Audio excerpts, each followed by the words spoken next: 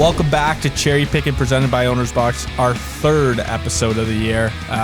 Make sure you follow us on Twitter. We've been firing off some content, a couple polls going out lately. And Drew, what do the viewers need to do to start off? Need them to like the video, leave us a comment, let us know what they think about our picks, and subscribe to Owner's Box. Yes, this helps us grow the videos so we can get more views. And first, we do have a sponsor. So make sure you go buy Manscaped if you want clean balls. I know Brody uses it a lot. Yeah, right? yeah. Avery was telling me this morning too how much he likes it. So yes, So Avery's our good. producer. Good job, Avery. And use code BOX for 20% off and free shipping. So Brody, this episode must draft sleepers. Has to be an ADP over 150. Who do you got? So I have someone who doesn't have an ADP yet because I don't think he's been taken in this first week of drafts. I'm going off the board with Rasmus Sandin of the Toronto Maple Leafs. My reason for Sandin is the Leafs going into this year, like he's kind of solidified himself on that third pair just with what we saw in the playoffs last year. And in those playoffs, we saw him take on the first power play role for a good chunk of it. And it seems like it's either him or Morgan Riley going into the year, but they potentially it's Sandin, and if it is Sandin, if you're kind of scooping him in your last round, I think that's a good play. Just with how good that power play can be, it was up and down last year, but with the talent, if he's there with Matthews, Marner, Tavares, that whole crew, like he can easily reach value for your last pick there. And then I think the other thing working in his favor is again he's supposed to start on that third pair. He can move up the lineup if there are injuries. He's shown that. And if he doesn't on that third pair, it seems like they're kind of sheltered under Sheldon Keefe's system where that third pair usually gets a lot of offensive zone starts. So offensive defenseman who's going to be put in offensive situations, that's my guy for my first sleeper, my first guy off the board. Like the pick, really Brody.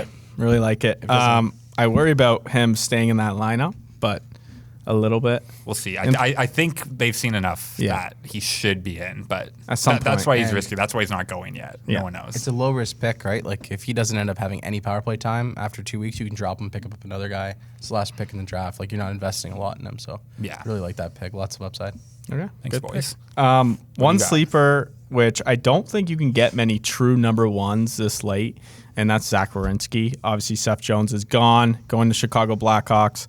I always find myself drafting Werenski. He's just a solid defenseman, and now he finally gets the chance to shine as the actual number one in Columbus. Look, he's going to man that power play. Obviously, Patrick Laine, I'm expecting a bounce back year from him, which means Werenski could see more power play production. He's going to be the guy on every single power play. Looking at point totals, Seth Jones had 17 goals on the power play. Werenski has 14 goals on his career. I think that Seth Jones was taking away from Werenski, and him leaving could only help Werenski's point production here. So I think it's an absolute steal getting a true number one this late. I like that pick a lot. He's going to have a huge role in Columbus this year with Seth Jones gone. The only thing is he is a number one, and he's going really late because the team is going to just be really bad. Mm-hmm. Like even though he is on the power play, it'd probably be one of the worst power plays in the league. But then again, you're only investing like a 16th round pick or a 15th round pick. So I really like the value there. Plus minus leagues, I'm probably avoiding this pick. Yeah. Just because I don't know what's happening. I think you missed the most important part there. You talk about Patrick Laine. Drew, can you say Patrick Laine's last name like you usually say it? Patrick Laine. Yeah. That was really Drew good. says it like really a Pokemon character, but it's okay. It's okay, Drew. That's all right. All right, Drew, let's hear it. All right, so my sleeper here, my first guy, I really like this guy. Kevin Fiala, right wing, Minnesota Wild. I think one of the most underrated players in the NHL, really, in terms of pure like scores. Last year, 20 goals, 20 assists for 40 points in 50 games. But over the past 2 seasons, he has 95 points in 114 games. So that's a .83 points per game. So over an 82-game season, that would be 69-point pace. That's pretty good for a guy with an ADP of 170. Right, 69 points. Yeah, that's really good. For sure. The thing is, at even strength, he slots in on the second line with Brian Hartman and either Jordan Greenway or rookie Matthew Boldy. Not the best even strength line, but where you really like Fiala is that power play with Kaprizov, Zuccarello, Spurgeon. That's really where he makes his money. So not a great line, but being on that power play and the ability to get him at 170 for a 69-point pace over the last 2 seasons, I really, really like Fiala this year. Yeah, and I mean, I'm not high on Minnesota in general, but I feel like if you are going to take anyone on the Wild, that's solid, and they should be a team that, again, kind of contends and competes every single night, where it is plus minus he can add some value there for you as well. Absolutely. Back to me. My second pick, going at an ADP of 217, is Alexis Lafreniere. So obviously just a terrible, terrible, terrible season for him last year. I'm chalking it up to potentially shortened first season, shortened COVID season. Tough time to come into the league. But yeah, 12 goals, 9 assists, not much going on for Lafreniere last year. But obviously, like, the Rangers are invested to make that work, right? If it's the guy you just took first overall, a guy you want to build around, you're going to try and find the right atmosphere to make it work for the guy. I think him coming in, like, him and Panarin will be on different lines just from them both playing the wing. So if he can get that spot with Zibanejad on an offense that, you know, over the second half of the year looked fantastic. Like, I think I'm higher on the Rangers this year in general, but I feel like it's a team that can compete and can contend for a playoff spot. And if he's in that top 6 and he slots in on one of the power plays, like, he should obviously do much better. He's a young, phenomenal player who will be growing in the league. I should expect much better numbers, obviously, if I'm taking him, but I think it's low risk, high reward, again, in one of those spots kind of later on in drafts where you're throwing darts on the board and hoping they work. I think it's another high upside play.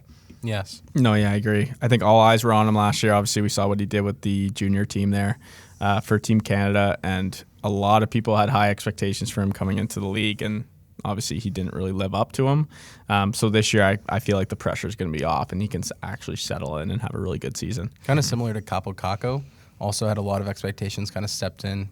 But, I mean, yeah, the team takes a step forward. They're both bound to take a step forward as well. Yeah.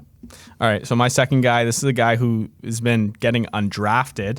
I got to give a shout out to someone in the Discord. If you haven't joined, join now. But he's been talking about him. That's Tony DeAngelo. Obviously, I'm not going to say... This guy's obviously a pretty shitty guy for getting tossed from a team. But look, it's fantasy hockey, right? You're going to take whoever can produce points. And Tony DeAngelo is going to go to Carolina right now, and I think that he's going to see lots of PP1 time. And if anyone's going to get this guy back into shape, it's Rob Brindamore. Man, that guy scares the shit out of me.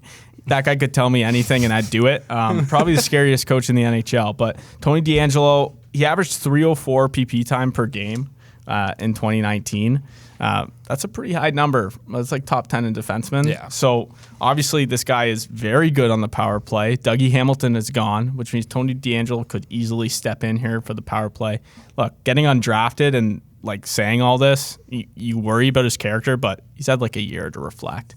I think he's ready to come back here, and I think Rob Brindamore is going to get this guy into shape for game ready. Character doesn't put up fantasy points. Yes. So. Yes. Good point.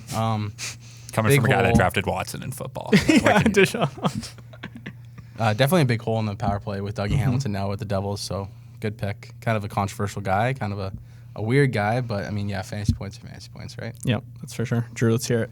My second pick, it's a homer pick, being a huge Oilers fan. This guy's not even remotely getting drafted right now in mock drafts and early drafts, and that's Jesse Puljujarvi of the Edmonton Oilers. One of my favorite players in the NHL. Returned last year, 15 goals in 55 games, so that's not bad at all. It was first season back from Europe. It's like a 25 goal pace for the regular season. Avery looked that up. I don't think that's true.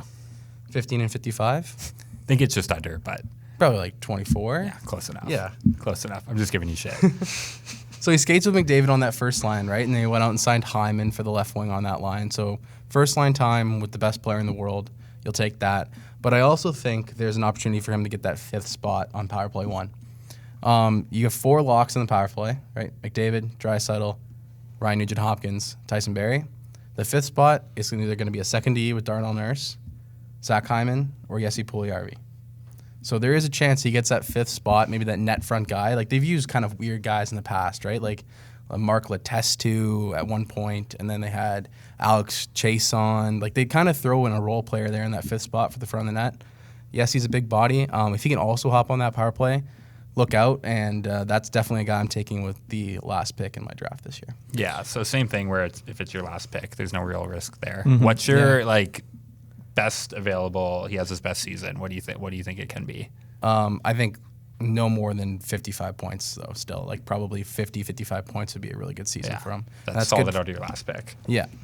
All right, great picks. So 22 goal pace. Yeah. 22 goal. 22 goal pace. 22 goal, 23 assists, 55 points. Yeah, I think he could do that. There you go. Yeah.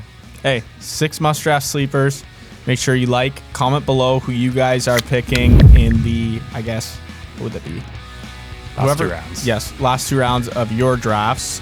Make sure you join our Discord and make sure you buy some Manscaped. Code BOX, 20% off and free shipping. Download Owner's Box today. And see you guys next week.